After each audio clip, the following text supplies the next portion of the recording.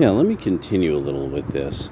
This idea of like, ha ha ha, MGTOW, bro, dunk on the hose, this and that. The thing is, though, being that I'm a nationalist and that Christ is God, Christ is King, Christ is Lord,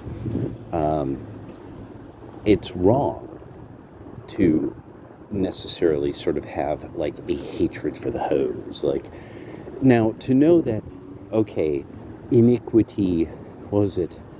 The bread, what was it? You will eat the bread of iniquity. I forget. Oh, it's such a good line. I know a bunch of you will be like, I think it's this one you mean, or I think you mean this. But it's one of the things is now his. I just sit back and I'm like, it's not going to be laughable. It's not going to be a laughing matter when people are starving. Like, so one of the things that I got really big into was some of the history. I mean, like, so some of the stuff with the history of China that I had gotten so fascinated with, a part of it got into the wars, and especially what happened when you had, say, Mao's army versus the nationalists.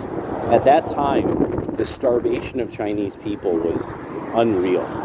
The how bad things got. There was a description of a man on a train describing what landscapes that had nobody in them anymore,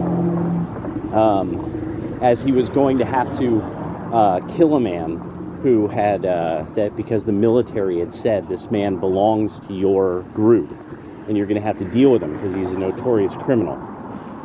And because that's the way that was done. Up until real, I mean, maybe it's still the same way. You belong to your clan and your gang in that kind of structure. But the misery that this guy described, and he had stories. He only a decade prior, China was one of the greatest nations in the world at that time. And then within one decade, he was seeing mass starvation.